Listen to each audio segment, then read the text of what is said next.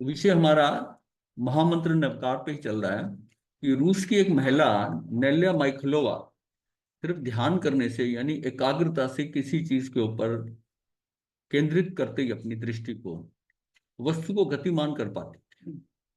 हाथ से नहीं, शरीर से नहीं, केवल अपने भावों की एकाग्रता द्वारा दूर रखी हुई वस्तु 6 फुट से द्वारा से खींच लेती। 6 फुट इसलिए मतलब कि डाइनिंग टेबल पे होती है, खींच लेती है, बल्कि दूर घड़ी को भी टाइम बदल देती थी। को 6 फुट दूर हटा सकती थी। घड़ी की सुइयां घुमाकर मनचाहा समय घड़ी पर प्रदर्शन, कोई जितना कह दे कितने बजा दो उतने बजा देती थी। जब प्रदर्शन देखने वालों को उस पर पूर्ण विश्वास व श्रद्धा होती थी तो वो कार्य 5 मिनट में कर पाती और उसका वजन कम नहीं होता। जितने लोग वहां खड़े देखने वाले होते थे सबको इस भाव का ये श्रद्धा होती थी कि नेल्या माइखलोवा जो है ये कर लेगी, इसमें वो है, एकाग्रता इतनी शक्ति है। तो उसका ना तो वजन कम होता था और कार्य जो है ना वो बड़ी जल्दी 5 मिनट में हो जाता। अब वहां उसमें भीड़ में संदेह वाले लोग आ जाएंगे। दोनों चीजें हमने समझनी है कि संदेह वाले लोग आ जाएं कि नहीं ये कैसा, ये तो कोई कुछ ना कुछ इसमें तरीका होगा, टेबल के नीचे से कुछ कोई तार लगा होगा, वो तार को जो ऐसे हो कुछ ऐसा, मतलब उनको संदेह संशय सारे हो रहे हैं और वो लोग ज्यादा है अगर है। परंतु संदेह वाले दर्शकों के बीच में उसे कठिनाई होती थी। 1 से 3 घंटे का समय लगने पर उसका वजन 3 से 5 पाउंड कम हो जाता था। और यदि संदेह युक्त दर्शकों के मध्य कभी 5 से 7 घंटे भी लग जाते थे और इस दौरान उसका वजन 7 से 11 पाउंड कम हो जाता। तो अर्थात वातावरण का इतना प्रभाव पड़ जाता था, मतलब उस समय जो फील्ड है, मतलब उसकी तो कंसंट्रेशन हो ही रही है, बाकी सबके भाव क्या चल रहे हैं वो भी प्रभावित कर रहे हैं उसको। जैसे यहाँ पर प्रश्न है। हाँ जी। प्रश्न ये है कि भावों के संप्रेषण की शक्ति, हाँ वो एनर्जी एक तरह की, हाँ, तो वो एनर्जी तो पॉजिटिव है ना। पॉजिटिव तब है जब उसके सबको उस पर विश्वास है कि ये कर लेगी। नहीं तो नहीं तो उसकी ऊर्जा को कैंसिल कर रही है उनकी। तो वो जो एनर्जी है हाँ उसको हम भौतिक माने कि अभौतिक माने। ठीक है, भौतिक है। अभी आगे चलेंगे आपको समझ आ जाएगा, नो डाउट। हाँ, यदि संदेह युक्त दर्शकों के मध्य कभी 5 से 7 घंटे लग जाते थे और उस दौरान उसका वजन इतना कम हो जाता था, अर्थात वातावरण का इतना प्रभाव पड़ जाता था। 2 नोबेल पुरस्कार विजेता 2 वैज्ञानिक थे, डॉक्टर वासिलियव और जो है डॉक्टर कामेनियव, ये 2 थे। इन्होंने प्रयोग द्वारा प्रमाणित किया कि एनर्जी संग्रहित की जा सकती है। यदि नेल्या माइखलोवा की प्राण ऊर्जा यंत्रों में संग्रहित हो जाए तो उस समय जो मूल भाव व्यक्ति का है वह गुण उस ग्रहित संग्रहित शक्ति में बना रहता है। मतलब जो पॉजिटिव एनर्जी है अगर हम उसको किसी तरह उसको एकत्रित कर लें और जो नेगेटिव वाली है उसको एकत्रित कर लें तो वो भाव उनमें उस ऊर्जा में बने रहेंगे। तो अब उन साइंटिस्ट ने क्या करा, तो उन्होंने क्या करा कि उन दोनों वैज्ञानिकों ने ऐसे रिसेप्टिव यंत्र बनाए, रिसेप्टिव यंत्र बनाए और उसकी जिस समय वो ऊर्जा जिस टाइम प्रवाहित कर रही थी और सब पॉजिटिव होती थी, चीज हिलने लगती थी, तो उन्होंने उस ऊर्जा को उस यंत्र के अंदर स्टोर कर लिया। और जो जिस समय वो नहीं कर पाती थी, मतलब उसका जोर लगता था लेकिन जो लोग खड़े हैं उनकी नेगेटिव एनर्जी भी चल रही है, तो उसमें एक यंत्र में आकर्षण ऊर्जा की और दूसरे यंत्र में विकर्षण ऊर्जा संग्रह करने पर देखा गया कि व्यक्ति आकर्षण ऊर्जा यंत्र वाले कमरे में उत्सुकता से प्रवेश कर, उन्होंने वो यंत्र जो 2 अलग-अलग कमरों में रख दिए और फिर लोगों को, जो नए लोग हैं उनको कहा कि इस कमरे में जाओ। जो आकर्षण ऊर्जा वाला था उसमें व्यक्ति सीधा अंदर चला गया और देखने लगा कि ये पुर्जे मशीन क्या है कैसी है उसको देखकर आकर्षण के साथ। और जो विकर्षण वाली थी उसमें उसने घुसते दरवाजा खोला और बाहर को भागता था वो विकर्षण का। तो इसका मतलब है कि वो ऊर्जा स्टोर हो गई आकर्षण और विकर्षण की। जो स्टोर हो सकती है हाँ, वो पौद्गलिक है। वो तो है ही, वो तो भौतिक है तो पौद्गलिक है ना भी हो वो आपको बताता हूँ। हम गुजरी लेने जाते हैं ना, जगह जगह जैसे जाते थे, एक घर में गया तो बहुत बड़ा घर था, मैं ये नहीं है, पर वहां मैं एक कदम, मेरी 1 मिनट रुकना मेरा मुश्किल हो गया, मैं कि कहाँ भागूं यहाँ से। तो ये ऊर्जा का ही होता है। ये ऊर्जा का क्या, यहाँ लोग आते हैं, कल भी कुछ लोग आए बच्चे थे, वो इतनी नेगेटिव एनर्जी थी, मेरा भाव ही नहीं हो रहा था उनसे बात करने। और कई बार होता है कि वो व्यक्ति जल्दी में होता है और हमारा भाव होता है कि उसको कुछ ना कुछ बता दें उसको, क्योंकि उसके अंदर ऐसी भाव होती है, उसके बैठने के ढंग से, उसके बात करने के ढंग से अंदर से एक भाव आता है कि इसको ये सम्यता होती है। नहीं, वो अलग बात नहीं, वो अलग है। चलो है। और बात है सब, मतलब उनकी फील्ड की बात कर रहे हैं। हाँ, किसी के व्यक्तित्व से प्रभावित होना वो अलग बात है, वो अलग बात नहीं, ये और चीज है। है, वो ये वो और चीज है। उसको चीज से तो हम इग्नोर करते हैं। वो काला कलूटा भी हो सकता है। नहीं, उसकी उसकी फील्ड कैसी है, उसकी और भी है। हाँ। ये पुराण ऊर्जा की बात कर रहे हैं। एक यंत्र में आकर्षण ऊर्जा की ओर, दूसरे यंत्र में विकर्षण की ऊर्जा संग्रह करने पर देखा गया कि व्यक्ति आकर्षण ऊर्जा यंत्र वाले कमरे में उत्सुकता से प्रवेश कर गया, लेकिन विकर्षण ऊर्जा यंत्र वाले कमरे में प्रवेश करते ही हिचकिचाहट अनुभव करके शीघ्रता से कमरे के बाहर निकल गया। इससे सिद्ध हुआ कि भाव जो है शक्ति में प्रविष्ट हो जाते हैं। वो जो ऊर्जा भौतिक है ना, उसमें भाव प्रविष्ट हो गए, आकर्षण और विकर्षण के। मंत्र की ये मूल आधारशिला है कि विचार में, तरंग में भाव संग्रहित व समाविष्ट हो जाते हैं। मतलब विचारों में, शब्द में, जैसा हम कहते हैं ना कि ये भाव आ गए उसमें। अब उन्होंने देखा कि उस समय पर जो वहां पर फील्ड थी, उसमें जैसे भाव हैं, वो विकर्षण के और आकर्षण के, वो भाव भी तो आ गए ना उसके साथ में, उस ऊर्जा में। तो इसका इसका रिजल्ट, मतलब इसका सारांश ये निकलता है हाँ कि प्राण भी भौगोलिक है। हाँ प्राण ऊर्जा, साउंड ऊर्जा, हाँ, और ये जो टेलीपैथी में और रेकी में जो ऊर्जा संप्रेषण जिसके साथ ऊर्जा लगा वो पौद्गलिक है। सब भौगोलिक। ये आपको देखा ना, आइंस्टीन का फार्मूला है कि पदार्थ के साथ वो कन्वर्टिबल है। भाई E is equal to M C square जो है ना, वो है ही है ना। वो तो उसने कहा कि एनर्जी भौतिकता में एनर्जी में कन्वर्ट हो सकता है, उसमें हो सकता है। ये सारा कन्वर्शन होता है, कन्वर्टिबल है। तो वो भौतिक ऊर्जा तो सारी कन्वर्टिबल है। ये परमाणु ऊर्जा क्या वो है? कन्वर्टिबल है, तभी तो उसका वजन कम होता था। आप ये देखो कि हम ये कह रहे हैं कि आकर्षण और विकर्षण के कारण उसका वजन कम हो रहा है। वजन कम हो रहा है तो वो वजन कौन सा है, भौतिकता का है ना। तो वो उसका वजन कम हो रहा है, उसकी वो कन्वर्ट हो रहा है उसके अंदर, वो जोर लगा रही है, वो काम हो नहीं रहा। इससे सिद्ध महाराज हुआ एक बात बताएं। शक्ति में। हाँ जी, हाँ जी बोलिए। कि अभी आपने जो उदाहरण दिए हैं, इसको ये समझा जाए कि एक द्रव्य दूसरे द्रव्य को प्रभावित करता है, या एक एनर्जी दूसरे एनर्जी के फॉर्म में कन्वर्ट होती है? नहीं नहीं, निमित्त तो बन ही रहा है ना, प्रभावित तो करता ही है। अब कर्म है, हमको प्रभावित तो करते ही है, योग्यता तो प्रभावित तो करते हैं। पर मेरा कुछ कर नहीं सकते। वो मैं अपनी एक योग्यता द्रव्य दूसरे द्रव्य का कुछ कर नहीं सकता, पर प्रभावित तो हम हो रहे हैं ना, और हम उसको प्रभावित कर रहे हैं। हमने जब कषाय किया तो कर्म आके लग गए, हमने बुलाए थोड़ी, वो प्रभाव से आ गए, हमारे प्रभाव से आ गए। तो विचार में, तरंग में भाव संग्रहित व समाविष्ट हो जाते हैं। मंगल, अब बात कह रही है, अब निष्कर्ष निकाल रहे हैं।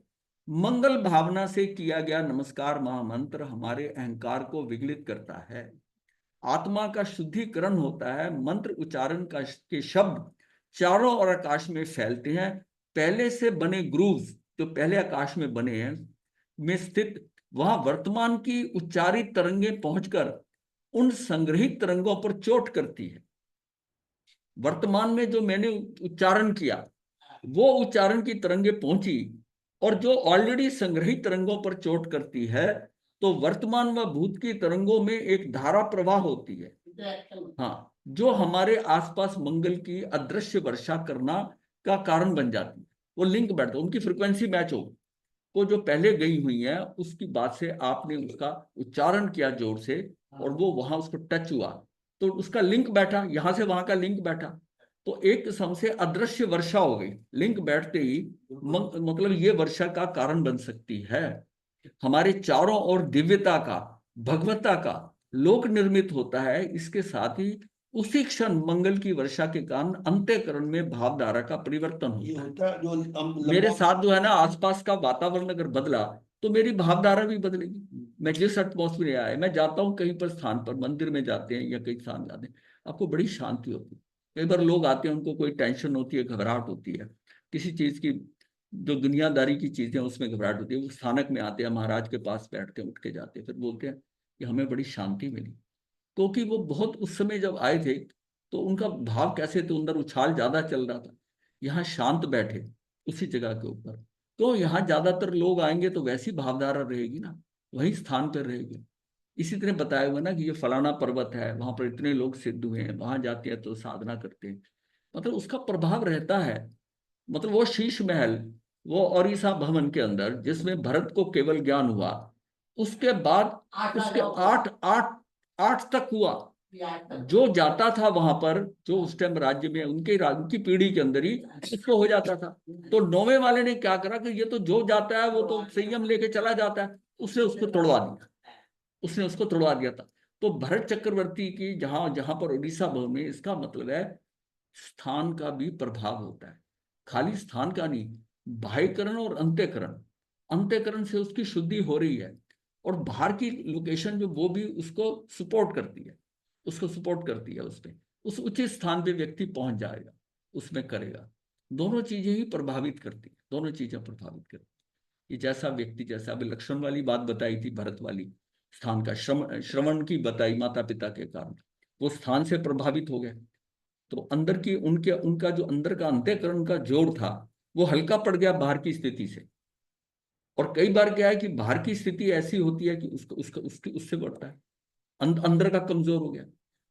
अब रथ नेमी का अंदर कमजोर हो गया, लेकिन बाहर से जो राजीमती ने उसको ठोका अच्छी ढंग से, सारा पलट गया। अब ये हमारा एक्चुअल क्या होता है कि जब, जैसे हम कहते हैं ना, जब समझा था कि अब यहाँ से थोड़ा और समझ लो कि जो सम्यकदर्शी जीव है वो बुद्धिपूर्वक कर्म बंद नहीं करता, अबुद्धिपूर्वक करता है। अबुद्धिपूर्वक क्यों करता है? क्योंकि बाकी चौकड़ियां पड़ी है, अप्रत्याखानी, प्रत्याखानी और स्वजलन तो पड़ा है, सिर्फ उसने अभी अनंतानुबंधी को ही किया है ना कंट्रोल। तो अब ये जो पड़ी है ये उसकी उसको चंचलता में लाती है, अस्थिरता में लाती है। क्यों? लेकिन ये स्थिरता जरूरी नहीं आए। अगर मेरा अंदर का जोर ज्यादा है तो वो स्थिरता काम नहीं करेगी। और जब मैं अंदर जितना स्ट्रांग होता जाऊंगा अंदर से, उतना मैं सातवें गुण स्थान में टिका रहूंगा। जितना मैं कमजोर होता हूँ और बाहर का प्रभाव जो है, परिस्थितियां निमित्त आता है, मैं फट से छठे में आ जाता हूँ। क्यों? बड़ी जल्दी फिसलता हूँ मेरे अंदर। और ये जरूरी नहीं कि उसी स्थिति के अंदर सारे ही फिसले, कुछ ऐसे भी लोग हैं कि उस पर ध्यान ही नहीं दें उस सिचुएशन के ऊपर। लेकिन एक है कि वो देखते हैं कौन आया कैसा आया, उसके भाव में उसके अंदर भाव चल पड़े, वो छठे में आ जाएगा। फिर छठे से इम्प्रूव करके सातवें में आएगा, उसका टाइमिंग बड़ी शॉर्ट होगी। और जिसके अंदर की स्ट्रेंथ ज्यादा बढ़ गई है वो वो सातवें में ज्यादा टिकेगा, और छठे में जाएगा भी, फट लौट के आएगा, फट लौट के आएगा। तो आत्मा को इलेक्ट्रोमैग्नेटिक एनर्जी मानना गलत है ना, हम्म। अधूरा है। आत्मा की एनर्जी वो नहीं माने। आत्मा तो जैसे एक मैग्नेट होता है ना, मैग्नेट के बाहर जो उसकी फील्ड है, वो तो मैग्नेट ही है। उसकी फील्ड बाहर है, उसकी प्रेजेंस में जितनी उसकी स्ट्रेंथ है मैग्नेट की, उसके हिसाब से बाहर उसकी इलेक्ट्रोमैग्नेटिक फोर्स है, प्रभाव रहता है। वो तो लोहे के टुकड़े डालकर देख लेते हैं लोग बाग, या उसे उसके कण डालकर। तो वो उसका उससे उसमें क्यों फंसते हैं हम? उसमें हमें कुछ नहीं लेना। ठीक है वो मैं करो किसी भी चीज कर दो। जब हम कह रहे हैं हर चीज का औभा और आभा मंडल है, चाहे अचेतन चेतन, जो व्यक्ति रखती, मतलब ऐसी भी वस्तु है जो मतलब है कि जड़ है, पर वो बड़ी नेगेटिव है, जड़ है, और वो अपने घर में रखी है, तो आपके घर की नेगेटिविटी का प्रभाव होता है। और फिर इसके चेक करने के लिए क्या आता है कि पानी के गिलास में नींबू रखते हैं, नींबू रखते हैं। अगर नींबू तैरता है और नींबू डूब जाता है, उससे पता चल जाता है कि नेगेटिविटी है, ये पता चल जाता है। इसका मतलब वो भी तो प्रभावित हो रहा है, वो भी तो प्रभावित हो रहा है ना। एक हाँ, ग्लोब था ना वो नमक वाला, नमक salt को वाला, चला जाता वो है। रखा हुआ है। वो नेगेटिविटी को खत्म करने के लिए। लाइट लैंप नहीं, वो अलग चीज है, वो रोज होता है, जो होता है ना, वो साल्ट पत्थर होता है, साल्ट, रोज साल्ट होता है, वो नीचे से निकलता है। वो भी इसलिए कि वो पॉजिटिव देता है, उसके लोग लैंप शेड बना के, लैंप में बना के घर में रखते हैं ऊर्जा के लिए। हर एक की पॉजिटिविटी है चीजों की, मतलब हर चीज में नेगेटिविटी भी है, पॉजिटिविटी भी। तो मैंने आपको बताया था ना कि वो, मैं एक ऐसा डेकोरेशन पीस जो है, मैं इजिप्ट गया था, कायरो से मैं ले आया तो मैंने रख दिया। और वो स्थितियां जो थी, लेकिन मैं एक अपने मित्र के यहाँ यहाँ लुधियाना में आया, तो उसने बात करते करते मुझे कहा, प्रोफेसर ने, तो मुझे देखकर कहता है कि तू वहां से क्या लेके आया, कोई चीज? मैंने कहा कोई खास नहीं लेके आया। कहता नहीं, मैं आपके ड्राइंग रूम में पड़ी देख रहा हूँ और उसमें पीले रंग की है, तब मुझे ध्यान आया, हाँ हाँ मैं लेके आया ऑनेक्स की, वो लेके आया हूँ। वहां पर मम्मीज बनी हुई ना, वो लेके आया। कहता उसको जाते ही निकाल देना घर से। मतलब अगर उसको कैसे समझ आए नेगेटिविटी, उसको कैसे आई? वो प्रोफेसर सैगल, उसने भी मुझे देखते कह दिया कि उसको जाते ही निकाल देना। आपको सूट नहीं करती, ये नहीं वो खराब है, किसी को सूट कर सकती है।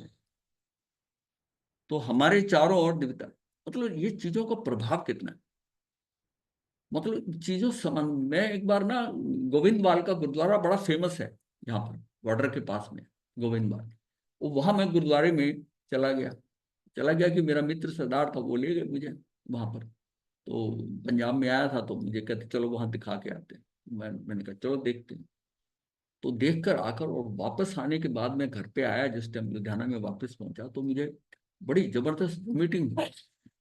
मैं बड़ा हैरान था कि कुछ ऐसा खाया नहीं, सिर्फ वो प्रसाद जो मिला था वहां का वो खाया। अब वो, तो फिर उसको उसको मैंने बात करी, प्रोफेसर से मैंने बात करी, मैंने कहा भाई ऐसा ऐसा हुआ है, कोई खास बात है? उसमें हम इन चीजों में, अभी हम इससे दूर थे, ये सारी ये जो है ना, ये सब इन चीजों से दूर थे। हम दुनिया में जैसे लोग सोचते हैं वैसे ही सोचते थे उस समय की बात है। तो उसने मुझे कहा कि किसी धार्मिक स्थान पे गए थे।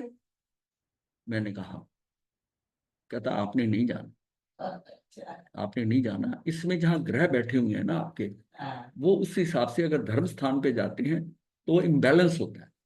आपको आने वाले 1-1.5 महीने तक आपको किसी भी स्थान पर नहीं जाना, धार्मिक स्थान पे नहीं जाना। और आपने प्रसाद खा लिया था, ये अच्छा हुआ कि वो प्रसाद आपके अंदर से निकल गया। मैं बड़ा, मुझे ये चीजों को उस टाइम नहीं थी। मैंने कहा ये, हम तो उसको बड़ा समझते थे कि भाई ये किस तरह का है। बाद में वो कई बार उपाय भी बता देता था कि ऐसा कर लो, ऐसा कर लो, ये है, इसको इसको मत जाना। तो हमने कहा ठीक है नहीं जाएंगे, ऐसा। लेकिन अब समझ में आ रहा है कि इन चीजों का कोई इतना महत्व नहीं है। व्यवस्था में जो होना है वही होना है। वो, इंटरेक्ट करते हैं, कहीं बोले देते हैं ना। हाँ, वो जो होना है ना आपके साथ, आपको वोमिटिंग आनी थी तो आएगी, आना है, सब कुछ है। उसके जाना करना रुकना ये नहीं। बचाव होना है तो हमको वो मिल गया। अगर मैं नहीं पूछता तो फिर तो वैसे ही चलता रहता। ये सारा व्यवस्था में पड़ा हुआ है, हम इन चीजों में अटके नहीं। जब ये चीजें समझ आई ना, तो हम इन चीजों सबसे दूर हो गए। हाँ। पहले नहीं पता, ये बात चीजें पता थी। तो हमारे चारों ओर दिव्यता का, भगवत्ता का, लोक जो है, लोक सारा एक लोक निर्मित, मतलब बाहर का एक ऐसा आ जाता है, और जैसे आभा मंडल एक लोक से निर्मित हो जाता है। इसके साथ उसी क्षण मंगल की वर्षा के कारण अंत्यकरण में भावधारा, जो भावधारा है, भावधारा का परिवर्तन होता है, जिससे कि वर्तमान में जो प्रतिक्रियाएं या संघर्ष होने थे, वह नवीन पापों का बंधन से छुटकारा हो। अब हमने कहा था ना कि जो तीसरा पॉइंट था कि कोई, मतलब हमारे पाप का, सब पाप नाश नो। तो ऐसे आदमी क्या सोचता है मेरे पाप जो पड़े हुए सब नाश हो। उसके कारण मेरे अंतःकरण में, मेरी भावधारा में परिवर्तन हो गया करने में, जिससे कि वर्तमान में जो प्रतिक्रियाएं या संघर्ष होने थे, उन नवीन पापों के बंधन से छुटकारा हो सके। अब देखिए ऐसा है ना, संयम नहीं लेते हम संयम नहीं लेते, तो जो कर्म हमारे बंधे थे वो घर पे भी आने थे। अब लोग ज्यादातर संयम से डर जाते हैं, ये बड़ी मुश्किल है। तो मैंने कहा भी संयम लेने से क्या नवीन कर्म बंद होते हैं? कहता नहीं, जो हमें डराते थे ये खांडे की धार है संयम, इसमें मत है, भूल के भी मत जाना।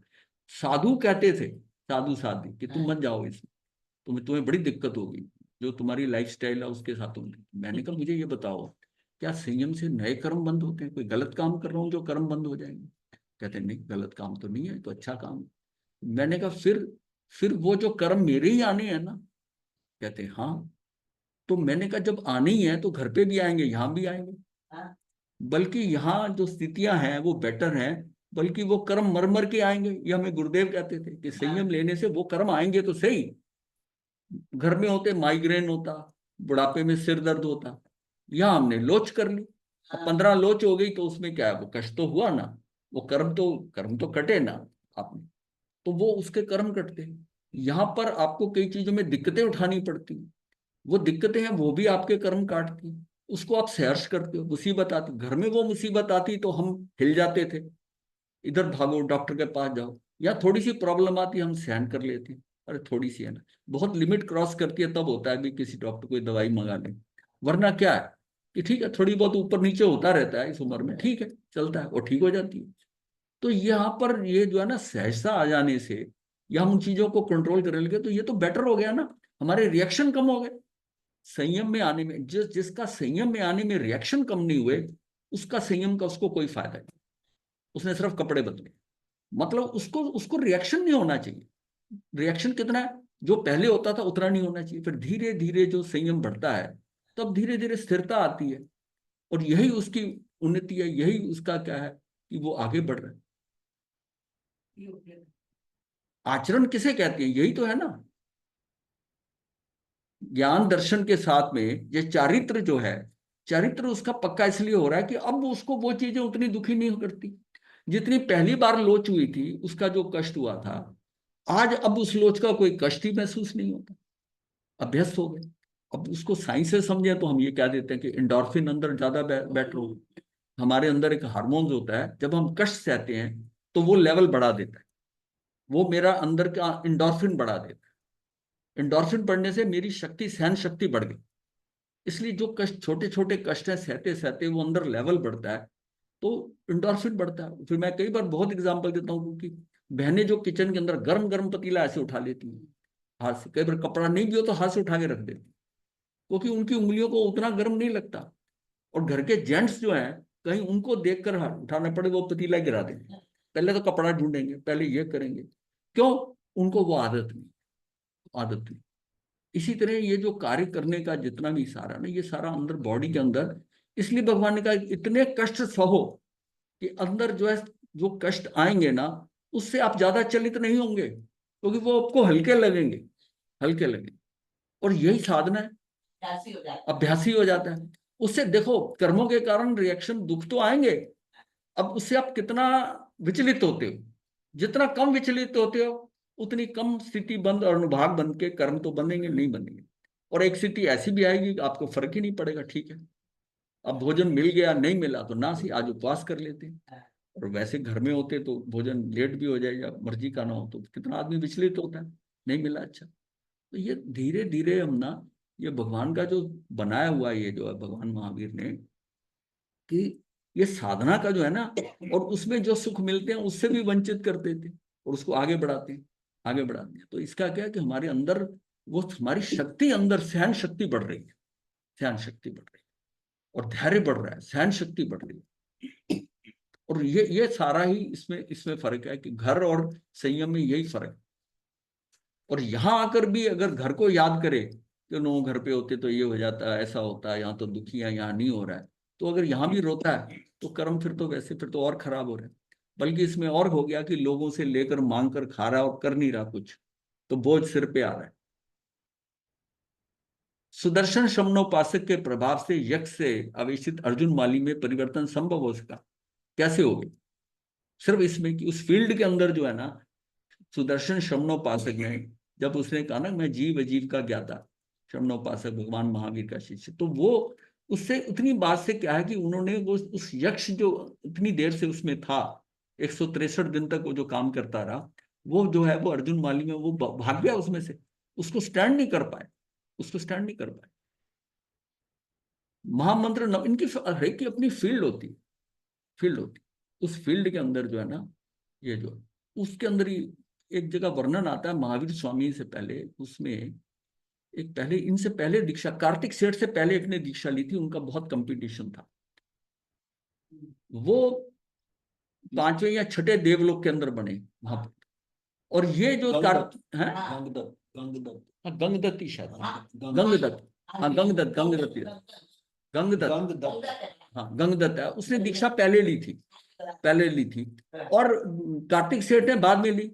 कार्तिक सेठ को भी कहा था, तो ये 20वें तीर्थंकर जो थे सुब्रत, इन्होंने क्या था, तो इन्होंने कहा दीक्षा ले नहीं लिया। लेकिन जिस टाइम उसकी पीठ के ऊपर थाली रख के गर्म खीर खाई, उसमें उनको ध्यान आया कि अगर तू दीक्षित हो गया होता तो आज जो अपमान देखना पड़ रहा है ये नहीं देखता।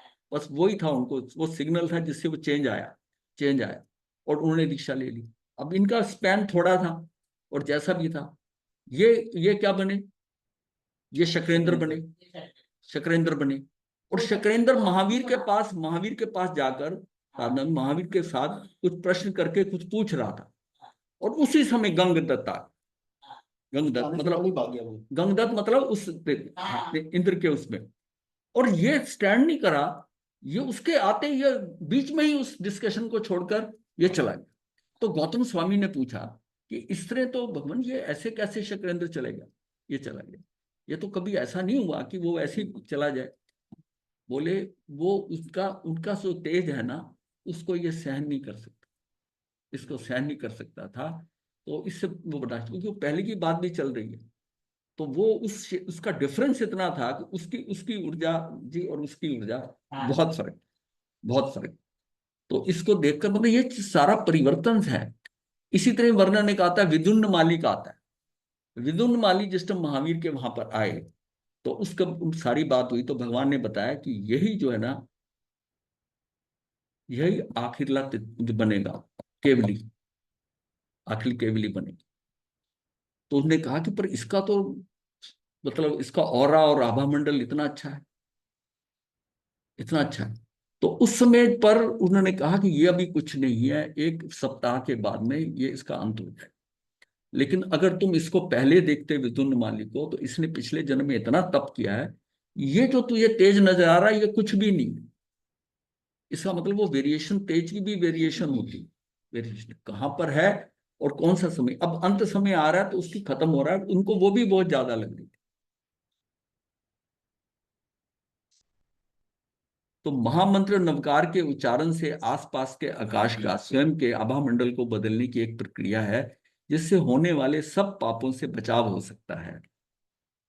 होने वाले। हाँ, होने वाले मतलब बात यह है, सब पापों का कहते हैं ना, हाँ, सब पाप नाश हो। ये तो ये बात समझने की है कि नवकार मंत्र के उच्चारण में जो सब पाप नाश होंगे, वो पापों से बचाव हो जाता है, जो बंधने हैं, जितने पाप बंधने हैं वो उसका फर्क पड़े। लेकिन मुख्य कारण मंत्र के साथ हमारे भावों पर बहुत कुछ निर्भर करता है। इसलिए नवकार मंत्र का जो ना कैसे फटाफट फटा बोल दिया जाते हो, जल्दी में ये करे, अगर उसको उसको बड़े आराम से, आराम से, और उसको अपनी पूरे भावों के साथ बोले, अगर बोले। वो 5 मिनट लगते हैं ना हाँ, उसे। साधना के मुख्य 3 तत्व हैं, श्रद्धा, भावना और निष्ठा। मंत्र शब्दात्मक होता है, परंतु उसमें श्रद्धा और आस्था का समावेश होने पर परिवर्तन जो है ना, ऊर्जावान होता है, क्योंकि मंत्र की शक्ति शब्दों के स्थान पर भावना से पूरित होती है। मंत्र सिद्धि में सफलता और विफलता का आधार भावना में निहित है एवं निष्ठा पर आधारित है। मेरी वो उस टाइम भावना करते हुए मेरी भावना और मेरी निष्ठा कैसी। अब एक जाप कर रहा है, एक माला कर रहा है और ठकाठक ठकाठक कर रहा है, 5 मिनट में पूरी माला खत्म करी, ध्यान कहीं और था, महाराज ने बोला हुआ माला करने के लिए। तो एक आदमी है कि वो एक ही के उसको बड़े ध्यान से सोच विचार से करता है, तो उसके जो भावों के कारण ना, उसके कारण वो फर्क पड़ेगा।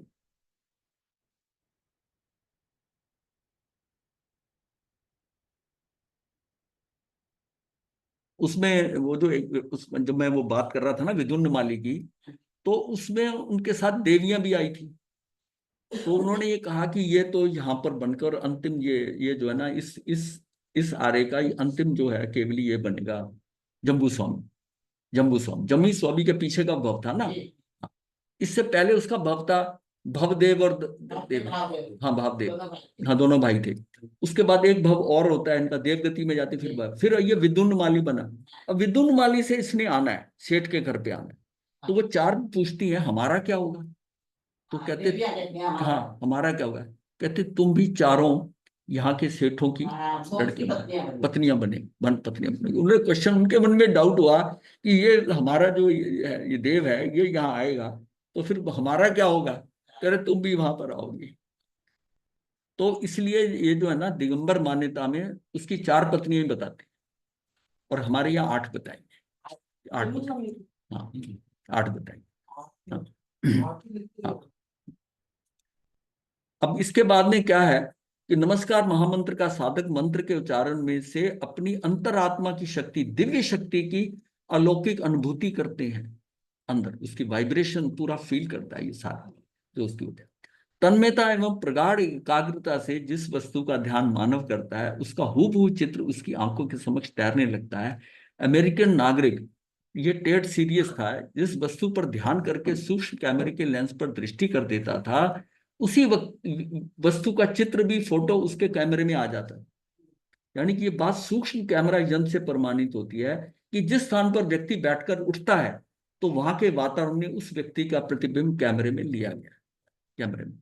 यहां तक कि क्राइस्ट का जो लास्ट में कपड़े पहने थे, उन कपड़ों का भी वहां इटली में उस कैमरे के द्वारा चित्र लिया कि ये कपड़ा किसने पहना था, तो उसका आकार बन गया ईसा मसीह का, वैसा वैसा उस कपड़े में। वो उन्होंने उसका ना, उसमें टूरिन जगह है इटली के अंदर, वहां कॉफिन उसका रखा हुआ है उसके अंदर, तो उसमें भी उसका प्रतिबिंब आ जाता है। अब ये कैसे आता है, ये भावधारा, ये फील्ड कैसे जाती है?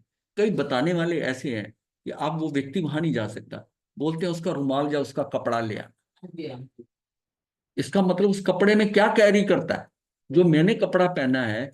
अगर किसी, कोई बताने वाले भी ऐसे हैं कि वो कपड़ा जो है ना, उस व्यक्ति का कपड़ा ले जाओ, तो उसके बारे में उस कपड़े को देख के वो बता देते हैं। ये सुना होगा आपने बहुत बार। हाँ, इसका मतलब जो व्यक्ति कपड़ा पहनता है, जो उसका कपड़ा है, वो भी उसका कुछ कैरी करता है, कुछ ना कुछ उस पे कैरी कर, उसका उस पे आता है, उस कपड़े पे आता है। इसीलिए कई बार क्या होता है, साधु साध्वी के कई बार किनके यहाँ बेटा, मतलब बच्चा होता है पहली बार, तो साधु का पुराना कपड़ा मांगते हैं। हाँ, उसके लिए कि भाई हमें थोड़ा सा कपड़ा दे दो, उसका जो पहला कपड़ा डालना है ना, वो उसके ऊपर वही डालना है, करते हैं। उनके भाव है ऐसे। जिस स्थान पर व्यक्ति बैठ कर उठता है, ये जो है आत्मा और भौतिक पदार्थों का स्वभाव प्रतिशन परिणमन करने का है। आत्मा और भौतिक पदार्थों, यानी कि चेतन और अचेतन, दोनों का स्वभाव प्रतिशन परिणमन करने का और वातावरण के अनुसार प्रभावित होने का। वातावरण से भी प्रभावित हो रहे हैं और परिणमन भी कर रहे हैं, तथा वातावरण को प्रभावित करने का है। वातावरण से प्रभावित भी होते हैं और वातावरण को प्रभावित भी करते हैं। जो जहां पर है उसके वातावरण को प्रभावित करता है, और वातावरण से वो भी प्रभावित होता है, वो भी प्रभावित होता है। इससे आत्मा जब कोई अच्छा या बुरा विचार करता है तो उसकी उसकी इस क्रिया से आसपास के वातावरण में कंपन होता है। मैं इस टाइम अच्छे भाव कर रहा हूँ, अच्छी बात कर रहा हूँ, तो वो उसका, उससे क्या होगा कि वातावरण कुछ और होगा। और जो आजकल फॉरेंसिक वाले ब्रश वगैरह से डीएनए कर लेते हैं, कलेक्ट कर लेते हैं, तो वो उस प्रभाव से करते होंगे, कुछ ऐसा होता होगा। नहीं नहीं, प्रभाव से तो वो ऐसा है ना कि जो ये जो नार्को टेस्ट होता है, हाँ जी, नार्को टेस्ट होता है, वो तो उसकी फील्ड अंदर देखते हैं। ये नार्को जो, टेस्ट अलग है। हाँ, वो नार्को टेस्ट, साइकोलॉजी हाँ, उसकी साइकोलॉजी से जवाब देते हुए कहा इसके अंदर का रिएक्शन है। हालांकि अंदर सिस्टम तो सारा रासायनिक है ना, हाँ मेरी भावधारा, मेरे भाव कहाँ जा रहे हैं, हाँ तो उस भावों के, उसके चार वो जो हार्मोन्स हमारे पैदा हो रहे हैं अंदर, वो उसको स्टडी करते हैं उनके फ्लो। उससे पता कौन सी नर्व है, वो है, तो उससे उससे पता चल जाता है उनको। उससे सारा ही, मैंने एक बताया था ना कि हमारी एक नर्व होती है सबसे बड़ी, वेगास नर्व। जी, वेगास, हाँ वेगास नर्व हाँ होती जी, है। हाँ जी, हाँ वो नर्व वेगा मतलब वेगा बॉन्ड, जी, वो जो है ना, वो मस्तिष्क से शुरू होती है हाँ और हमारे हर अंग को हाँ करके, और फिर जहां मूलाधार है हाँ, वहां जाके खत्म होती है। मतलब वो लीवर में भी जा रही है, पेनक्रियाज में भी जा रही है, गाल ब्लैडर में भी जा रही है, उसके सारी जगह कनेक्शन है। और वो सबको कंट्रोल करती है उनका फ्लो में। उसको कहा जाता है कि साधक जो है ना, उसको एक्टिवेट कर रखे। वो एक्टिवेट होगी तो उसको कोई बीमारी नहीं हो सकती। फिर उसके एक्टिवेट करने के तरीके होते हैं कि वैगस नर्व को, ये जो टोटल 12 नर्व्स हैं, उसमें सबसे लंबी नर्व बॉडी की है, लंबी है वैगस नर्व। मतलब ये भी धर्म जो है ना, देखिए धर्म अलग बता रहा है और उसका साइंटिफिक रीजन बॉडी के साथ कैसे जुड़ा। हम क्रोधित होते हैं, अब जब मैं कहता हूं कि वो बहुत शांत रहता है, तो शांत रहता है तो उसका जो एड्रिनल ग्लैंड्स है, उसका जो सीक्रेशन होती है, सिचुएशन के अकॉर्डिंग उतनी होती है, वो बैलेंस रहता है। हाँ, और कईयों का जो होता है कम निकलता है, उस टाइम एड्रेस सिचुएशन आती है उसमें कम निकलता है, तो उनका रंग जो है पीला हो जाता है, पीला हो जाता है। पीला हो जाता है तो उसको होता है तू भाग ले यहाँ से, मतलब उसको कहते हैं फाइट या फ्लाइट। हाँ, तो फ्लाइट, वो भाग जाएगा, तो अपने उसको कहते हैं। और अगर उसका वो जरूरत से ज्यादा निकला है तो वो रेड हो जाएगा, तो रेड हो जाएगा तो वो फाइट कर जाएगा, भिड़ जाएगा उस टाइम उसके साथ में। तो ये फाइट और फ्लाइट क्या है कि उसी के साथ है, उसी के साथ है। इसी तरह आत्मा जब कोई अच्छा बुरा विचार करता है तो उसकी इस क्रिया से आसपास के वातावरण में कंपन होता है तथा विचार शक्ति के अनुरूप वातावरण में भी क्रिया प्रतिक्रिया होती है। जगत के कल्याण और मंगल कामना के विचार चित्त को हल्का और प्रसन्न रखते हैं, वे प्रकाश रूप होते हैं। उनके संस्कार वातावरण में एक रोशनी बिखेरते हैं तथा अपने अनुरूप पुद्गल परमाणुओं को अपने शरीर के भीतर से या बाहर से खींच लेते हैं। मतलब उसके अनुरूप हो जाते, पुद्गल परमाणुओं को अपने शरीर के भीतर से ही या बाहर से खींच लेते हैं। देखिए, जो कषाय जो कर्म बंधते हैं, कषाय जो होता है तो सबसे पहले नियरेस्ट वाले आके चिपकते हैं, फिर उसके अगले वाले, ये नहीं कि कोई कूद के पीछे से आ जाता है ना, वो सीरियल वाइज होते हैं। सबसे पहले मेरे अंदर जो खाली स्थान है उसमें भी वो वर्गनाएं तो है ना, सबसे पहले वो लगेंगे, सबसे पहले वो लगेंगे, फिर बाहर से लगेंगे तो वर्गनाएं। और जितना मेरी कषाय का टाइम तेज होगा, जितनी उसकी इंटेंसिटी ज्यादा होगी, क्रोध है तो बहुत ज्यादा आ रहा है, लंबा चल रहा है, तो धड़ाधड़ कर्म आएंगे, तो उसमें उसका प्रदेश बंद बहुत बड़ा होगा, प्रदेश बंद बहुत होगा। और उस प्रदेश बंद है तो उसके साथ में अब वो कषाय ज्यादा है, योग ज्यादा है, कषाय ज्यादा है, तो उसका स्थिति बंद और अनुभाग बंद भी ज्यादा होगा। अब जैसे जैसे हम संयम में इसमें आ रहे हैं तो कर्म तो साधु को भी बंद हो रहे हैं, ग्रस्त के भी बंद हो रहे हैं। अब जितना जितना हम उसको बैलेंसिंग करके उतना हम विचलित नहीं होते तो उसका स्थिति बंद और अनुभाग बंद बहुत कम बंधेगा। कर्म तो बंध रहा है, कर्म बन रहे हैं, ऐसा नहीं है, पर वो अनुभाग और स्थिति बंद कम होने से वो जैसे पुराने कर्म जब जाएंगे ना उनके साथ ये भी खत्म हो जाएंगे। ये कितने होंगे कर्म, 2 3 4 5 भव के होंगे ज्यादा से ज्यादा। कोई बहुत तीखा बांधोगे तो जैसे अगर सम्यक दृष्टि है तो 15 भव से ज्यादा का नहीं बांध सकते, उसका कर्म जो बंद होगा वो इससे ज्यादा का नहीं होगा। इसलिए संयम हर बात में हेल्प करता है, क्योंकि यहाँ उसको फील्ड मिलती है, वो संतों के बीच में रहता है, संतों से बात करता है, और बाहर से ग्रस्त भी आते हैं, वो भी अच्छी भावना लेके आते हैं, क्योंकि जो उनकी दुनियादारी की भावना है वो थोड़ी कम हो जाती है। यहाँ आता है तो उनको पता है कि मैं इस स्थान पे आया, तो उनकी भावधारा भी ठीक रहती है। उन विचारों के संस्कारों से प्रभावित उन पुद्गल परमाणुओं यानी कि कार्बन वर्गनाओं का संबंध अमुक काल तक उस आत्मा के साथ बना रहता है। जब तक वो विचारों के संस्कारों से प्रभावित उन पुद्गल परमाणु जो लगे हुए यानी कार्बन वर्गनाओं का संबंध अमुक काल तक उस आत्मा के साथ बना रहता है, इसे ही कर्म बंधन कहा है। वो सत्ता में पड़े हुए हैं, भार तो है ना, सत्ता में पड़े हुए हैं। इसी के परिपाक से आत्मा कालांतर में अच्छे या बुरे अनुभव या प्रेरणाओं को प्राप्त होता है। अब जब उदय में आते हैं, कर्म उदय में आते हैं, अब वो आपको प्रेरित करते हैं, अब प्रेरित करते हैं, और उसके अच्छा अनुभव या बुरा अनुभव आपको प्रेरित करेंगे। आपको निमित्त अच्छा मिलेगा, कोई आपकी प्रशंसा करेगा, आप बड़े खुश होंगे, उसके प्रति राग करेंगे। कोई आपको कुछ गालियां देगा, अपशब्द कहेगा, आपकी कुछ ऐसी बात करेगा कि आप क्रोधित होंगे, तब भी आपके साथ होगा, तब द्वेष करोगे आप तो द्वेष के साथ होगा। जो कार्बन वर्गनाओं के परमाणु एक बार किन्हीं विचारों से प्रभावित होकर खिंचा या बंधा है, उसमें भी कालांतर में दूसरे दूसरे अन्य विचारों से फेरफार होता रहता है। वो भी उन्होंने जाना था कि फेरफार होता है।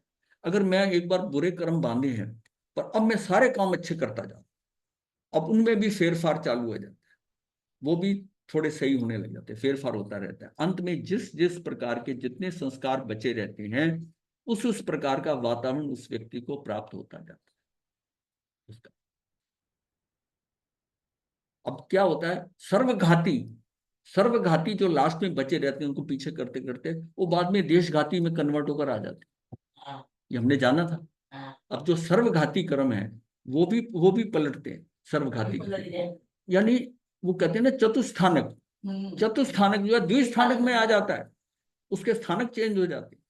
वो हाई हाई इंटेंसिटी का जो कर्म बांधा था वो देखता रहता है कि अब इसके काम अच्छे कर रहा है, तो वो पीछे होता रहता है कि अब डिस्टर्ब ना करें, और फिर बाद में वो द्विस्थानक होकर आ जाता है।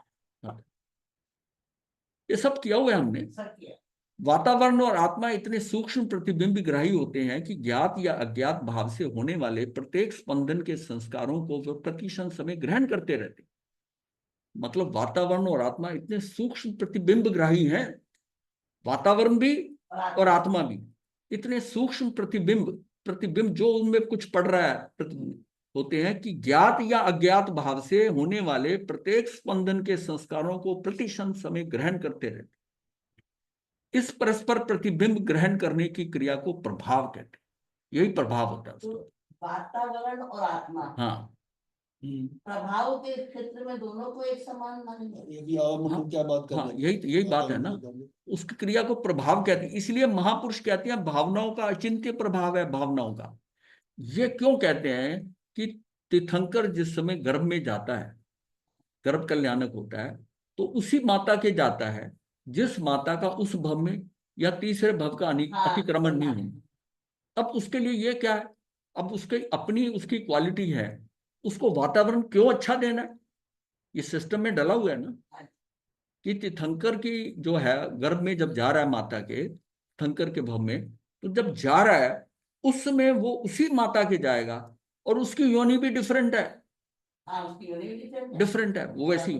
और उसमें उसके अंदर उसको उसमें वही जन्म लेना है, और वो माता जो है, माता पिता दोनों उसी भव में या मुक्त होंगे या तीसरे भव का अतिक्रमण नहीं करेंगे। ये बात पक्की, ये सारा पीछे शास्त्रों में आया हुआ है। तो इसका मतलब है कि उसका उसका उसको कोई कारण है ना। नहीं तो वो किसी भी माता में चले जाए, उसके अपने कर्म है, नहीं वहां नहीं जाएगा। उसकी उसकी डेवलपमेंट वैसे होनी है। अगर डेवलपमेंट वैसे होनी है तो फिर वहीं रहता देवानंदा के यहाँ पर। 82 दिन बाद उसको पलट के वहां भेजा गया। उसने भी 14 स्वपन देखे, हाँ जी। और उसने भी 14 स्वपन देखे, 14 स्वपन देखे। तो ये सारा जो है, ये सिस्टम जो है, ये जो है, ये क्या है, वातावरण से प्रभावित करने का। अब देखा कि इसको तो बदलना पड़ेगा, ये तो वहां जाना चाहिए, क्षत्रिय की कुक्षी में जाना चाहिए, क्षत्रायन की, तो वहां उसको ट्रांसफर कराया। इसलिए महापुरुष कहते हैं कि भावनाओं का अचिंत्य प्रभाव। कि वातावरण में वो शक्ति शक्ति मैंने अब स्वतः वातावरण होती की है। एग्जाम्पल बता दी ना, शक्ति वातावरण का उसको दे रहे हैं, तो कोई शक्ति है ना। उसी कुक्षी में जाना है तूने, वहां कुछ उसको मिलेगा तो जाएगा ना। तो वो आत्मा की वजह से है ना, वो शक्ति है उसमें। अब उसमें आत्मा कहाँ से आ गई उसकी, उस आत्मा को वातावरण दिया जा रहा है। वो पौद्गलिक है, ये हाँ, अलग चीज है। आत्मा अलग है, वो अलग है। अब फिर हाँ। उसमें कंफ्यूज फिर हो रही है। जब वो कुक्षी जो है माता की, हाँ। वो क्या है, वो वातावरण दे रहा है, वो पौद्गलिक है। हाँ जी। ये आत्मा जा रही है उसमें अपने कर्मों के अनुसार से, सम्यकदर्शी है, शायक सम्यकदर्शी जीव है, ये जा रहा है वहां पर। अब ये जा रहा है तो इसके प्रभाव से ये जो है, ये माता को भी प्रभावित कर रहा है, और माता की कुक्षी उसको प्रभावित कर रही है। आत्मा का प्रभाव हुआ ना, उस विशिष्ट आत्मा के प्रभाव से हुआ ना ये सब। वो उसमें उसकी आत्मा कहाँ है, उसकी माता की, उसकी कुक्षी में। ये तो व्यवस्था में पड़ा हुआ है। आप किसको कहते हो, व्यवस्था में पड़ा तब तो ठीक है कि वहां जाना, पर वो उसको प्रभाव तो कर रहा है ना, उस फील्ड में जा रहा है वो पौद्गलिक फील्ड, उसको वो बेटर पौद्गलिक फील्ड दी जा रही है। नहीं समझ आएगा, बाद में जाएगा। हाँ। इसलिए महापुरुष कहते हैं कि भावनाओं का चिंत्य प्रभाव है। अच्छा वातावरण बनाओ, या वातावरण की बात आ रही, अच्छा वातावरण बनाओ, मंगल में भावों को अपने चारों ओर बिखेरो।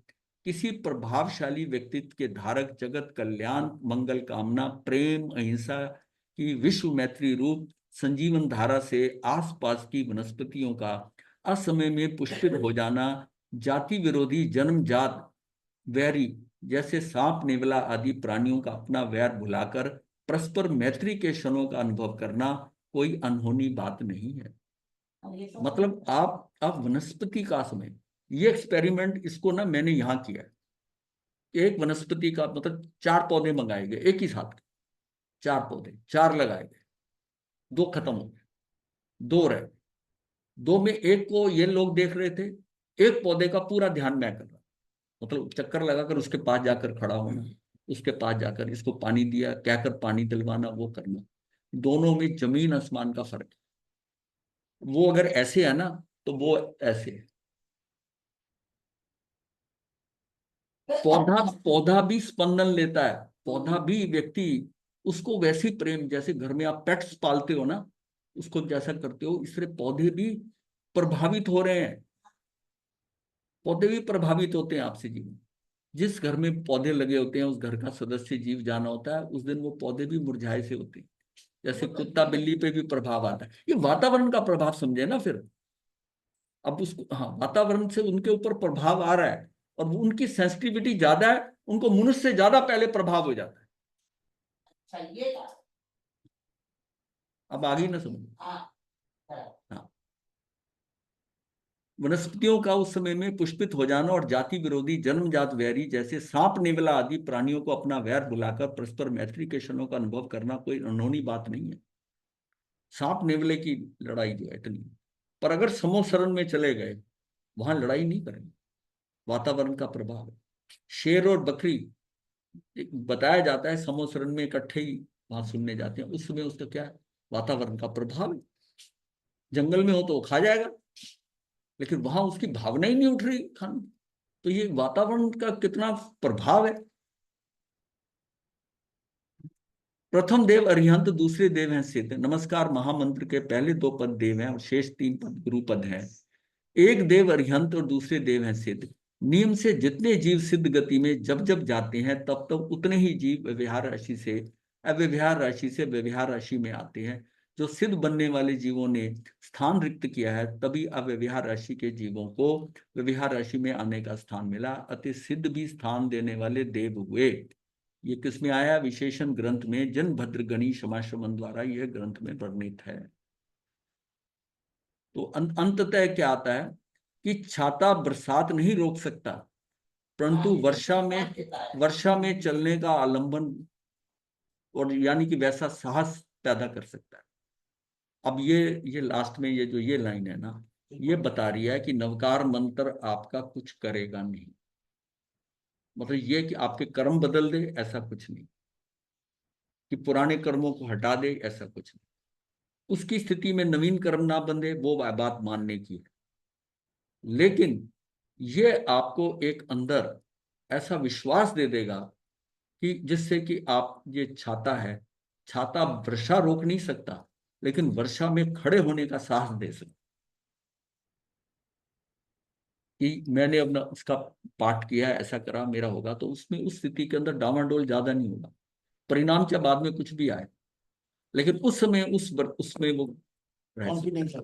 ये मत समझना कि उसने नवकार मंत्र पढ़ा तो वो वर्षा को रोक देगा। कर्म तो वैसे ही आएंगे जैसे बंधे बंधे। और अगर छाता ये लेना है तो ले लो, नहीं भी लोगे छाता तब भी कुछ नहीं होगा। अगर आपके अंदर इतना साहस है कि आप उसको फेस कर सकते हो तो आपको आलम्बन की जरूरत नहीं है। अगर अंदर कमजोरी है तो इसका साथ ले सकते हो।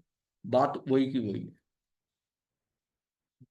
इसलिए ये सारा करने के बावजूद ही कि नवकार मंत्र की जो भी महिमा है, ये मत समझो कि ये कुछ आउट ऑफ द टर्न हमें कुछ दे देंगे, हमारा कर देंगे, हमारा ये कर देंगे, कुछ नहीं करेंगे। ये आपको एक धैर्य बंधा देगा और उस सिचुएशन के अंदर लड़ने की शक्ति, साहस करने की क्षमता जो अंदर आ जाएगी। और इसके बिना भी अगर शक्ति है आपकी, तब भी आपको इसकी जरूरत नहीं। होगा तो वही जो व्यवस्था में जो होना है। अब ये डिपेंड करता है कि आपके अंदर की वो कितने स्ट्रांग है, कितना साहस है कि नहीं मुझे कोई जरूरत नहीं, जो आएगा कम वक्त में मैं फेस कर लूंगा।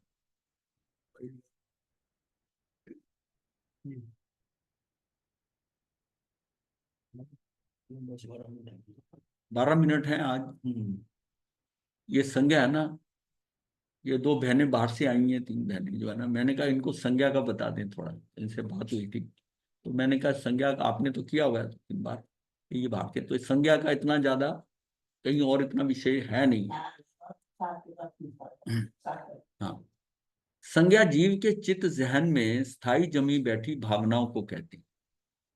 पूर्व जन्मों के संग्रहित अनुभव विशेष को संज्ञा यानी कि मूल प्रवृत्ति, इंस्टिंक्ट, अगर इंग्लिश में कहें तो इंस्टिंक्ट कहें, इंस्टिंक्ट कहा जाता है। संज्ञा पूर्वकृत कर्मों के उदय से होने वाली विकृत इच्छाओं के अर्थ में भी प्रयुक्त होता है। सारी चीजें मतलब विकृत इच्छा भी जो आ रही है वो भी संज्ञा के कारण ही है। संज्ञा पूर्वकृत कर्मों के उदय से होने वाली विकृत इच्छा के अर्थ में भी प्रयुक्त होता है। संज्ञा अर्थात एक प्रकार की चित्त वृत्ति जिसमें चेतन और अचेतन दोनों प्रकार के मन का योग होता है। चेतन भी आएगा और अचेतन भी आएगा। चेतन का तो मुझे पता होता है, लेकिन अचेतन पता नहीं कब आकर टपक पड़ता है। तो मन की 3 स्थितियां होती हैं, चेतन, अवचेतन और अचेतन। अवचेतन भी जो मेरा अभ्यास कर रहा होता है वो भी मुझे पता है, मैं कर नहीं रहा हूं, लेकिन मुझे पता है यहाँ पड़ी। मैंने बचपन में साइकिल चलाना सीखा, लेकिन अब नहीं चलाया 10 साल तक, लेकिन वो पड़ा है। टाइपराइटर पे उंगलियां घुमाई हैं अगर, तब भी मुझे पता है कि नहीं बहुत दिन हो गए करा नहीं, लेकिन करना शुरू करेगा 10-15 मिनट के अंदर उसकी उंगलियां वही लाइन पे आ गई। तो ये क्या है, ये उसका अवचेतन में पड़ा। एक चीज अचेतन में मुझे पढ़ा ही नहीं, उसमें क्या पढ़ा है ये नहीं पढ़ा। वो जब आकर अटक आ जाता है, इतना सीधा साधा आदमी, इसने खून कैसे कर दिया, इसने ऐसा कैसे कर दिया, अचेतन में पड़ा था। उस स्थिति के अंदर ऐसा तेजी से आया कि उसका चेतन शुद्ध हो गया और अचेतन ने काम कर, अचेतन ने। इसका मतलब जिसमें चेतन और अचेतन दोनों प्रकार के मन का योग हो जाता है, तभी कई बार ऐसी ऐसी हरकतें, ऐसी अनजानी चीजें हो जाती हैं जब आदमी कभी सोचा नहीं कि ये व्यक्ति ऐसा कर सकता। तो संज्ञा क्या है, संज्ञा जीव के अंदर उसकी चित्त वृत्तियां हैं। मैं जहां जहां घूमा हूं, जिन जिन गतियों में गया हूं, वहां की जो स्पेशलिटी है वो मेरे अंदर आ गई। अब ज्यादा देर हरियाणा में रहोगे तो आपकी बोली हरियाणा जैसी हो जाएगी, थोड़ी थोड़ी आती जाएगी। 10-20 साल रहोगे तो आप हरियाणवी बोले, पंजाब में आ गए तो पंजाबी में बोले। यहाँ का वातावरण डिफेक्ट, वातावरण कितना प्रभावित करता है कि कश्मीरी जितने होते हैं उनकी नाक बिल्कुल तीखी होती है, और असम के लोगों की चपटी होती है यही देश, वातावरण का इफेक्ट है। अगर असम वाले को पोस्टिंग कर दो कश्मीर में, एक जनरेशन, 2 दिन, तीसरी जनरेशन तो उनका नाक सीधा सीधा होते, उनका भी नाक तीखा होना लगता है। और इसको वहां भेज दो कश्मीरी को, ये नैन नक्श बोल चाल, ये सारा चेहरे ये क्या है, ये वातावरण से तो हो रहे हैं। अब इसमें आपको कि कर्म क्या है, इसका क्या है कर्म, वो वहां जा रहा है, उसको उसी उसी एरिया में शक्ल देख के पता चल जाता है ये यहाँ का है, ये यहाँ का है, धीरे धीरे अभ्यास में। इसका मतलब वातावरण का भी अपना प्रभाव है, अपना प्रभाव है। तो अभी आपने संज्ञा की बात फरमाई। हाँ जी, ये संज्ञा जो चित्त वृत्ति है एक प्रकार की, हाँ इसमें चेतन और अचेतन दोनों का सबका योग हो सकता है। हाँ जी, तो संकित का एक जगह पर सारा मतलब टोटल है, उसको संकित छप्पनी कहते हैं, हाँ एक रचना है। तो संकित छप्पनी में 10 संज्ञा बताई है। हाँ, 10 ही संज्ञा होती है। हाँ 10 है, हाँ। लेकिन दो वाली 10 नहीं, जो अपने 25 बोल में जो जहाँ पे 10 प्रकार का मिथ्यात्व बताया ना, हाँ। 13वें बोल में सेम वो चीज बताई है। वो वो मैं मुझे समझ नहीं आया। नहीं आएगी, संज्ञा यही है जो जीव की। ये तो आपने वो देखिए ना, एक संज्ञा कैसे की? वो फिल्म देखी है ना, एक चीज मिलेगी वंडरफुल, हाँ, उसमें इनकी संज्ञाएं बताई हैं। वो संज्ञा ही है। फिर संज्ञा, और ये संज्ञा तो अपने आप को समझ आ रही है हमको, इस संज्ञा के कारण। ये तो सब समझ आया। हाँ, फिर मैं उसमें इस चक्कर में नहीं पड़ता। ये ज्यादा ज्यादा जो इन्फॉर्मेशन लो ना, ये भी ये कहीं भी टिकने नहीं देती है। कल भी मैंने डायलॉग मारा था। ये हमने शास्त्रों से ली है। ये प्रज्ञापना सूत्र के अंदर 10 संज्ञाएं बताई हैं, वो मुझे बता दो किस सूत्र में बताएंगे वो संज्ञा। ये बस तो इसलिए मैंने आपसे प्रश्न किया, आगम हो के सकता है आगम मेरा चिंतन वहां तक आगम के अलावा मैं कुछ नहीं पढ़ता, और कुछ नहीं बता, मतलब वो हमको कहीं ना कहीं, वो लोगों की विचारधाराएं हैं, बहुत लिखे हुए ग्रंथ है, वो आपको भ्रमित कर देंगे कहीं ना। मैंने इसलिए पूछा, हो सकता है उसका कोई नहीं, जो कारण हो मेरे पढ़ने में नहीं आया, मैंने कहीं नहीं आगम। जीव की वस्तु के भोग, उपभोग, परिभोग करने की जो तीव्र अभिलाषा होती है उसे संज्ञा कहते हैं। जीव की वस्तु के भोग, उपभोग और परिभोग करने की जो तीव्र अभिलाषा होती है उसे संज्ञा कहते हैं। जिन बातों से ये जाना जाए कि जीव आहार आदि को चाहता है उसे संज्ञा कहते हैं। जैसे एक गाय है, वो कोई सैर कर रही है जो गलियों में घूम रही है बार बार, वो आहार संज्ञा है, वो खाने के लिए ढूंढ रही है। पक्षी है, कभी इधर बैठता उधर बैठता उधर बैठता, वो क्या, वो सैर कर रहा है क्या, वो भोजन ढूंढ रहा है कि कहाँ पर। तो जिन बातों से ये जाना जाए कि जीव आहार आदि को चाहता है उसे संज्ञा कहते हैं। ये संज्ञा ही कषाय का कारण है। मोहनी और वेदनी कर्म के उदय से उत्पन्न होने वाली चेतना में विकार एवं उसकी चेष्टा को संज्ञा कहते हैं। मोहनी कर्म और वेदनी कर्म, वेदनी कर्म की तो एक आहार संज्ञा शुद्धा वेदनी कर्म की है, और बाकी कौन सी है, बाकी 7 मोहनी कर्म की है और एक ज्ञानावरणी और दर्शनावरणी है, 10 ये संज्ञाएं। तो जैन शास्त्रों के अनुसार संज्ञा के 2 अर्थ होते हैं। संज्ञान अर्थात अभिलाषा, रुचि, वृत्ति, प्रवृत्ति, रुझान, झुकाव, ग्रहण करने की आंतरिक इच्छा, अभीप्सा, उसके अंदर उसके लेवल हैं। मेरी रुचि है, मेरी वृत्ति है, प्रवृत्ति है, रुझान है, झुकाव है, जिसके द्वारा कई बार हम कहते हैं कि अभी इसमें संज्ञा है। कभी लगता है कि जीव मर गया तो उसको देखकर कहता है कि नहीं, अभी इसमें संज्ञा है।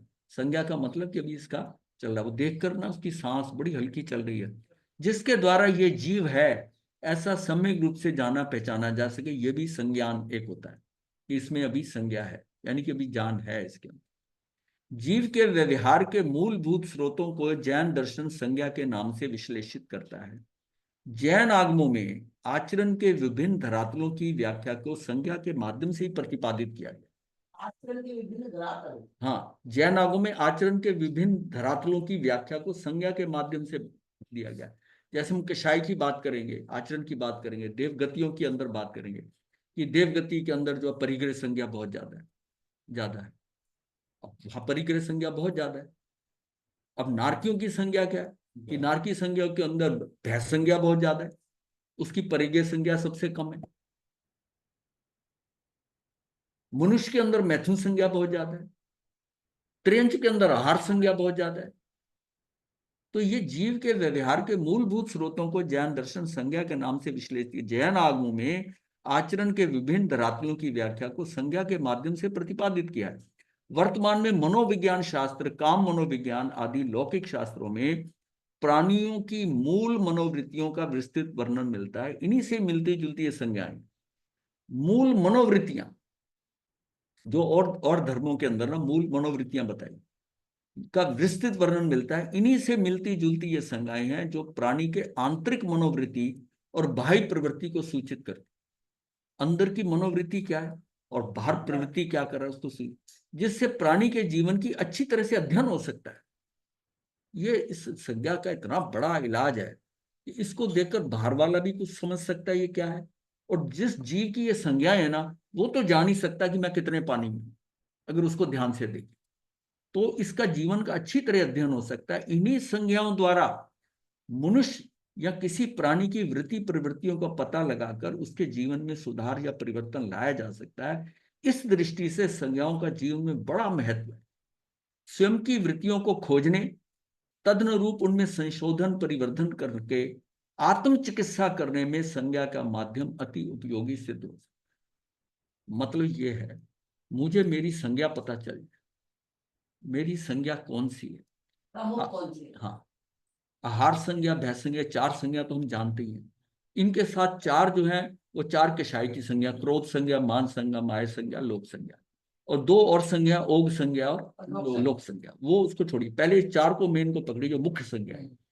ये चार मुझे कोई और नहीं बता सकता, मुझे पता है कि मेरी आहार संज्ञा कहाँ पड़ी है, मेरी जो है भैंस संज्ञा कहाँ है, मैथुन संज्ञा कहाँ है और परिग्रह की संज्ञा क्या है। किसी चीज सामने आती, मेरा लेने का भाव होता है, मुझे रखने का भाव होता है, या उसको उसके ऊपर उसका पोजेशन, उसको ग्रहण करके स्वामित्व करने का भाव होता है, या यह है कि ठीक है यहाँ पड़ी है, किसी के काम आती है, कोई ले ले। तो परिग्रह संज्ञा, आहार संज्ञा में जो बना खा लिया, उधर उधर पूर्ति के लिए मना नहीं है, लेकिन यही बनाओ, कल ये बनाया, आज ये बनाओ, ऐसा होना चाहिए, ऐसा होना चाहिए, ये आपकी आहार संज्ञा है। आपकी उस भोजन में आसक्ति है, उस आसक्ति है। वो आसक्ति कहाँ नजर आती है? जब आपने खा ले लिया थोड़ा सा, उसके बाद कुछ एक्स्ट्रा लेने जाते हो तो जो सबसे स्वाद लगी है उसी को उठाते हो ना।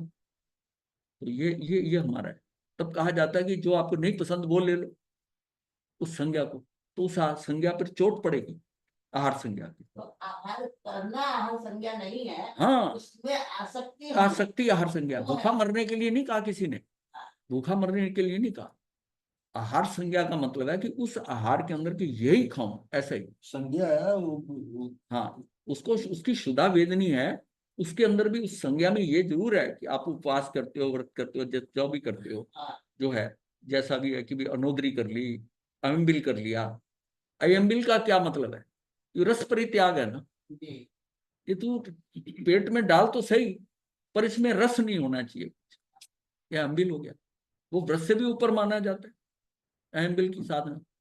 तो ये सारा क्या है कि मुझे मेरी वृत्तियों में मेरी आहार संज्ञा क्या है, मेरी भय संज्ञा, मैं क्यों डर रहा हूं।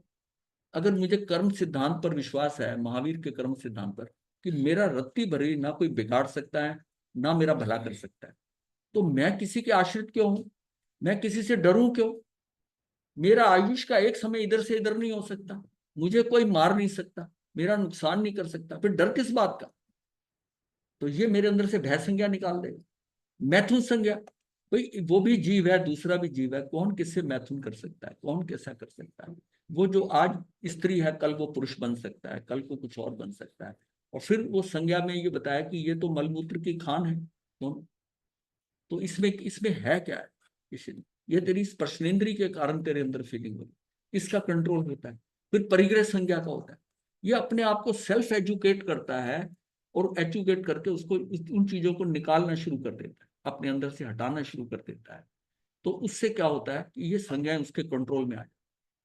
और होता क्या है कि जो संज्ञा हमारी बढ़िया होती है, मान लिया उसकी जो शुदा वेदनी ज्यादा तंग नहीं करती, वो 28 उपवास ये करके और मान के शायद बढ़ा लेता है। क्यों? उसकी वो संज्ञा बहुत कम थी, आहार संज्ञा पहले काम किया होगा ऐसा। तो लेकिन उस अब को प्रदर्शित करने के लिए वो कितना करेगा, उसका ज्यादा, और दूसरी संज्ञा को पुष्ट कर लेगा। हमें काम तो उस पर करना है जो संज्ञा हमारी सबसे हल्की है, जिसमें ऑलरेडी हमने कंट्रोल कर लिया है। उसको उसको उसको दिखाने की क्या जरूरत है। हमें पता है कि भाई हम उपवास भी कर सकते हैं, ये सब कर सकते हैं, ठीक है, हमारे अंदर शक्ति है ये, ठीक है। मैं अपनी भय संज्ञा पे करूं, डर किस बात का है? बच्चा स्कूल से नहीं आया, कोई डिले हो गई, नुकसान ना हो जाए, पहले से ही चिंतित क्यों होते हो? वर्तमान क्यों स्पॉइल कर रहे हो? अभी तो जो घटना घटनी है तब घटेगी।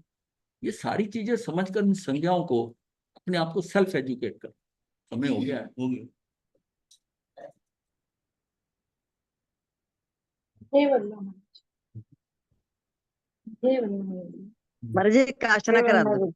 हाँ जी, धारणा प्रमाण वो समझ आई संज्ञा का। ये टॉपिक 3-4 दिन चलने वाला है ये। आपका कब तक का प्रोग्राम है? बस आज ही जाने का है। आ ही जाने का ना, चलो इतना समझ लिया, यही बहुत है। कल जाना है, 5 बजे जाना है, ठीक है फिर तो। हाँ जी। तभी ये पेज इतना इतना ही समझ के बहुत है। दिन में अगर आपके पास बैठ कर थोड़ा सा अलग से जैसे कुछ समझ रहा हो भी तो हो सकता है सारा दिन जैसे। चलिए। नमो सिद्धानम नमो आयर्यानम नमो वच्छायनम नमो सर्वसारणम यथारि मंगलम हरिहंतां मंगलम सिद्धा मंगलम साधु मंगलम केवली फलतो धम्मो मंगलम यथारि लोकोत्तमा हरिहंता लोकोत्तमा सिद्धा लोकोत्तमा साधु लोकोत्तमा केवली फलतो धम्मो लोकोत्तमा यथारि शरणं भवत्यामि हरिहन्ते शरणं भवत्यामि सिद्धे शरणं भवत्यामि साहु शरणं भवत्यामि केवली नर्तं धम्मं शरणं भवत्यामि चार शरण मंगल कने सदा ही। अच्छा, बताइए बंदा महाराज जी। ये सुनंदा कहाँ पहुंच गए? कहाँ पहुंच गए हो? महाराज जी।